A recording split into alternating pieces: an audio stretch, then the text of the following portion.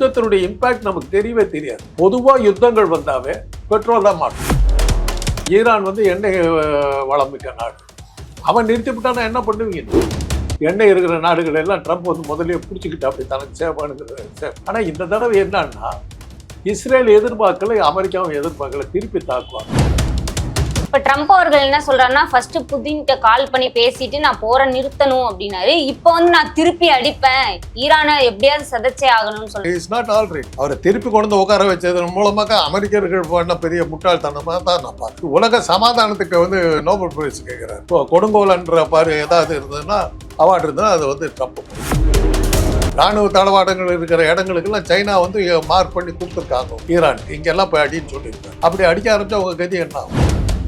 கார்களை தவிர வேற அமெரிக்காவில் எந்த தயாரிப்பு இருக்கு? கடன்பட்ட நாடுன்னு சொல்லலாமா? கடன்பட்ட நாடு இல்ல. ட்ரம்ப் சொல்றாரு, ரஷ்யா கிட்ட நீங்க என்ன வாங்கிக்கோங்க ஒரு மாசத்துக்கு. இவர் யாரு நமக்கு சொல்றது? அதை கேட்டுக்கிட்டு மோடி சும்மா இருக்காருன்னா அதை விட வெக்க கேட்டு. தமிழகத்தின் பல எம்பி எம்எல்ஏக்களின் வெற்றிக்கு வித்திட்ட கிங் 360 தேர்தல் வியூக சாப்ட்வேர் 2026 புதிய வாக்காளர்களின் அப்டேட் விவரங்களுடன் உங்கள் தொகுதியில் உங்கள் வெற்றிக்கு வித்திடுகிறது. உங்கள் வாக்காளர்கள் தொகுதி, பூத், ஆண், பெண், வயது என பல வகைகளில் ஒரே நொடியில் உங்கள் விரல் நுனியில் bulk WhatsApp, bulk voice call, viral தேர்தல் பிரச்சாரங்கள், ட்ரெண்டிங் செய்திகள் என கிங் 360 தேர்தல் வியூக பணிகள் குறித்த விவரங்களுக்கு உடனடியாக இணைந்திடுங்கள். வணக்கம் சார். ஈரான் இஸ்ரேல் போர் என்னைக்குதான் முடிவடையும் தெரியல. இப்போ இந்த சிலிண்டர் தட்டுப்பாடு அப்படின்னு ஒரு பயமுறுத்திட்டு இருக்காங்க. பெட்ரோலும் தட்டுப்பாடா இருக்க போகுதுன்னு சொல்லிட்டு வாகனங்கள் எல்லாம் நிறுத்தி வச்சு டிராபிக் ஜாம் ஆக்கிட்டு இருக்காங்க. இது எப்படி பாக்குறீங்கயா? அது எதிர்பார்த்தது தான். ஏன்னா இந்தியா, பாகிஸ்தான் இது போன்ற நம்ம நாடுகள்லாம் இந்த கிழக்காசிய நாடுகளில் எண்ணெய் வளம் குறைச்சல். இந்தோனேஷியா, கம்போடியா இது போன்ற சில நாடுகளில் தான் எண்ணெய் வளம் ஜாஸ்தி. மற்ற கிழக்காசிய நாடுகளில் எண்ணெய் வளம் குறைச்சல். அதில் இந்தியா தன்னிறைவு பெறவே இல்லை, எந்த காலத்திலுமே பெற்றதில்லை. ரெண்டாவது, இந்தியாவுக்கு இந்தியா பாகிஸ்தானுக்கு இருந்த ஒரு பெரிய இது என்னன்னாக்கா, 2 உலக மகா யுத்தங்கள் நடந்தது. முதல் உலக யுத்தம், first world war, second world war. ரெண்டுலேயுமே பாதிக்கப்படாத நாடுகள் சைனா, இந்தியா. அப்போ பாகிஸ்தான் கிடையாது. சைனாவும் இந்தியாவும் பாதிக்கப்படவே இல்லை. அதனால் நமக்கு யுத்தத்தினுடைய இம்பேக்ட் என்னன்னு நமக்கு தெரியாது.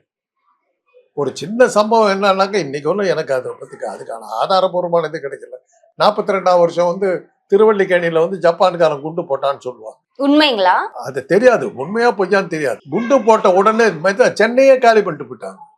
அதுக்கு என்ன ஆதாரம்னா, அது உண்மையா இருக்குங்கிறதுக்கு என்ன ஆதாரம்னா, என் மனைவியின் குடும்பம் அவங்க எல்லாம் அப்படியே சென்னையை காலி பண்ணிட்டு சேலத்துக்கு எங்க ஊருக்கு வந்துட்டாங்க கம்ப்ளீட்டா. குண்டு போட்டாங்கன்னு. ஆனா அவங்க தாத்தா மாத்திரம் இங்கேயே இருந்து, அந்த நேரத்துல என்ன ஆச்சுன்னா, கையில பெரிய பங்களா இருக்குது. இந்த பங்களாவை எடுத்துக்கிட்டு இருக்கிற காசு கொடுக்கணும் வாங்கிட்டு போனாங்க. அது 10 1 கோடி ரூபா போகணும்னு வச்சுக்கோங்க.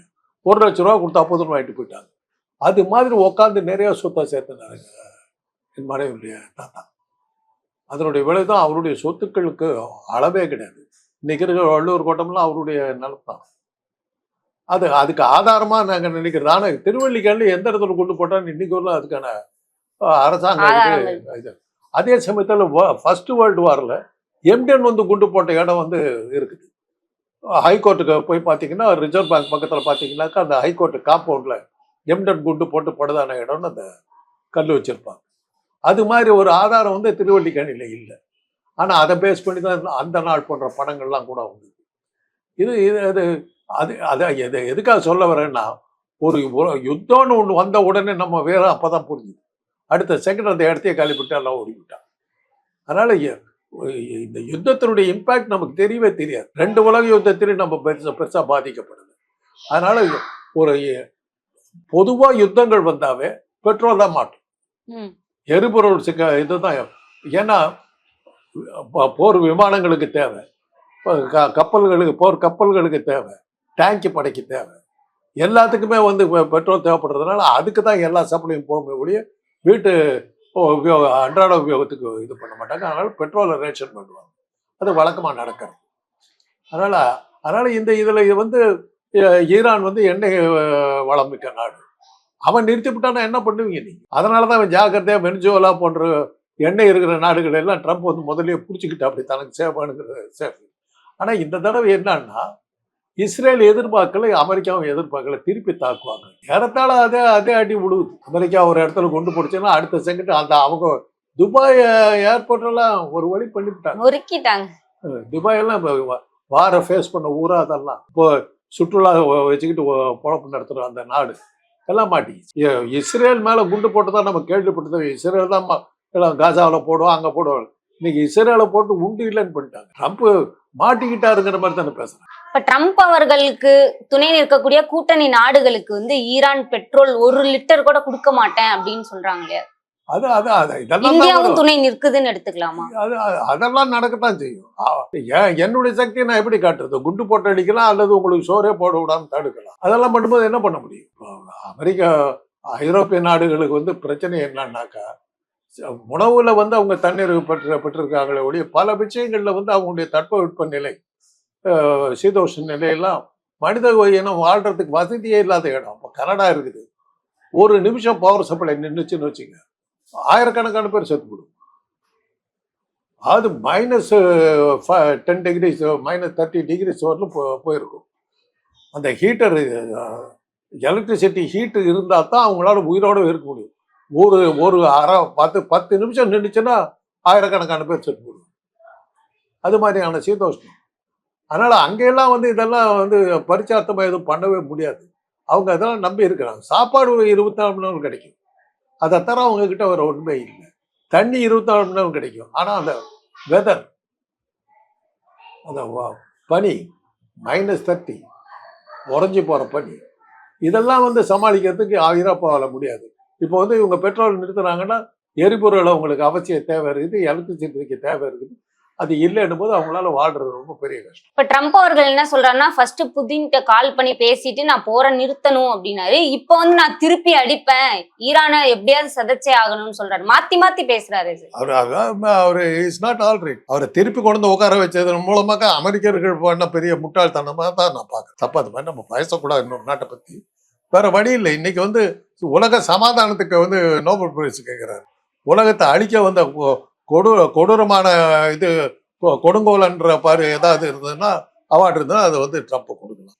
தேவையில்லாத போராட்டம் தான் நடந்துக்கிட்டு. நீங்க அவன் திருப்பி அடி கொடுத்துக்கிட்டு இருக்காங்கல்ல. உன்னுடைய ராணுவ தளவாடங்கள் இருக்கிற இடங்களுக்கெல்லாம் சைனா வந்து மார்க் பண்ணி கொடுத்துருக்காங்க உங்களுக்கு, ஈரானுக்கு. இங்கெல்லாம் போய் அடின்னு சொல்லியிருக்காங்க.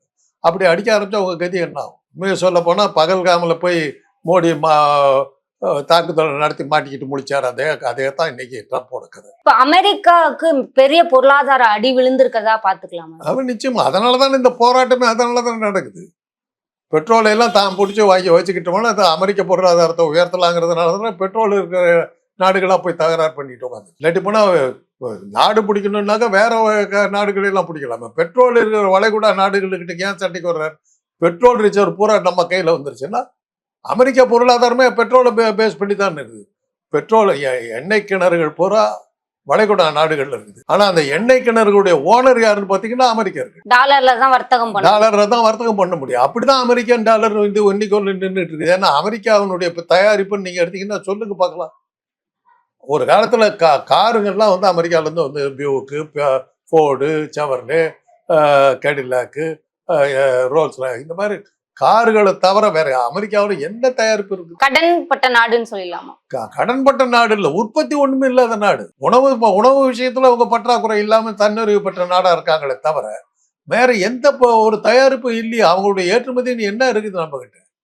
எதை நம்ம அமெரிக்காவை நம்பி வாங்கிட்டு இருக்கோம்? ஒண்ணுமே கிடையாது. அமெரிக்கா ட்ரம்ப் சொல்றாரு ரஷ்யா கிட்ட நீங்க என்ன வாங்கிக்கோங்க 1 மாசத்துக்கு. இவர் யாரு நமக்கு சொல்றதுக்கு? அதை கேட்டுக்கிட்டு மோடி சும்மா இருக்காருன்னா அதை விட வெக்கக்கேடு என்ன இருக்குது? ஆக பிரிட்டிஷ்காரன் கொடுத்துட்டு போன சுதந்திரத்தை அமெரிக்காக்காரங்கிட்ட கொடுத்தாச்சு. இன்னைக்கு அமெரிக்கா ட்ரம்ப் நமக்கு பிரைம் மினிஸ்டரா இல்ல மோடி பிரைம் மினிஸ்டரா? மோடி தான் பிரைம் மினிஸ்டர். அப்புறம் என்னத்துக்கு ட்ரம்ப் உத்தரவு போடுறது? இப்ப இஸ்ரேல் போர் ஸ்டார்ட் ஆகிறதுக்கு முன்னாடி மோடி அவர்கள் போய் பார்த்துட்டு வந்தாரு. அதுக்கப்புறமா தான் இந்த போர் ஸ்டார்ட் ஆயிருக்கு. இப்போ கச்சா எண்ணெய் வழங்க மாட்டேன்னு சொல்றாங்கல்ல சார். இப்போ மோடி அவர்கள் ஈரான் அதிபர்கிட்ட பேசியிருக்கதா ஒரு தகவல் வருது. கச்சா எண்ணெய் நமக்கு வருமா? ஏன்னா பொதுவா வளைகுடா நாடுகள் வந்து கொஞ்சம் இந்தியா கிட்ட கொஞ்சம் கருணையோட இருப்பாங்க. காங்கிரஸ்காரர்கள் இருந்த வரையிலும். மோடியினுடைய அட்டகாசம் எல்லாம் பார்த்துட்டு மோடிக்கு சப்போர்ட் பண்ணி அவங்க எல்லாம் வருவாங்களான்னு. ரஷ்யா வந்து இப்போ ரஷ்யா கிட்ட பெட்ரோல் வாங்கி சொல்லியிருக்காங்க, அதில் நம்ம தப்பிச்சாதான், இல்லாட்டி போனால் கஷ்டம். நிலைமை ரொம்ப மோசமாக போகிறதுக்கு முன்னாடி எல்லாம் சரண்டர் ஆகிடுவாங்க. ஏன்னா யாரும் இப்போ வந்து மாட்டிக்கிட்டு முடிக்கிறதுக்கு தயாராகிடும். இப்ப ஈரான் தாக்குதல்ல அதிகமா பாதிக்கப்பட்ட நாடுகள்னா எதை எடுத்துக்கலாம் சார்? நாம தான், வேற யாரு? மற்ற நாடுகளுக்கு ஏன் போறீங்க? இன்னைக்கு கியூ நிற்குதுங்கிறீங்களா? அப்புறம் என்ன அர்த்தம்? நமக்கு தாங்க பழக்கமே இல்லை. போர்களை சந்திச்சு பழக்கம் இல்லாத நாடுகள்னு எடுத்தீங்கன்னா இந்தியா பாகிஸ்தான் தான். நாம தான் மாட்டிட்டோம். இல்ல பொருளாதார ரீதியா பெருசா அடி வாங்கின நாடு. பெட்ரோல் நின்று போனாவே பொருளாதாரம் நின்று போனதா தான் அர்த்தம். லாரிகள் வந்து மூவ் ஆகினா தானே உங்களுக்கு சரக்கு போக்குவரத்து இருந்தால் தானே உங்களுக்கு வந்து பொருளாதாரம் நிற்கும். லாரிக்கு வேண்டியது எரிபொருளே இல்லைன்னு லாரி நின்று போச்சுன்னா அப்புறம் எப்படி பொருளாதாரம் நிற்கும்? ஆட்டோமேட்டிக்காக அடிப்படும். பெட்ரோல் தான் உங்களுக்கு இன்னைக்கு இருக்கிற பேஸ். விலைவாசி உயர்வுக்கான வாய்ப்பு இருக்கு. விலைவாசி உயர்றது பெருசு இல்லை, காசு கொடுத்தா பொருள் கிடைக்குமாங்கிறதா கேள்வி. தொடர்ந்து பேசுவோம் சார். இதுவரை எங்களுடன் பல்வேறு கருத்துக்களை பகிர்ந்தமைக்கு நன்றி சார். தமிழகத்தின் பல எம்பி எம்எல்ஏக்களின் வெற்றிக்கு வித்திட்ட கிங் 360 தேர்தல் வியூக சாப்ட்வேர் 2026 புதிய வாக்காளர்களின் அப்டேட் விவரங்களுடன் உங்கள் தொகுதியில் உங்கள் வெற்றிக்கு வித்திடுகிறது. உங்கள் வாக்காளர்கள் தொகுதி, பூத், ஆண், பெண், வயது என பல வகைகளில் ஒரே நொடியில் உங்கள் விரல் நுனியில் bulk WhatsApp, bulk voice call, viral தேர்தல் பிரச்சாரங்கள், ட்ரெண்டிங் செய்திகள் என கிங் 360 தேர்தல் வியூக பணிகள் குறித்த விவரங்களுக்கு உடனடியாக இணைந்திடுங்கள்.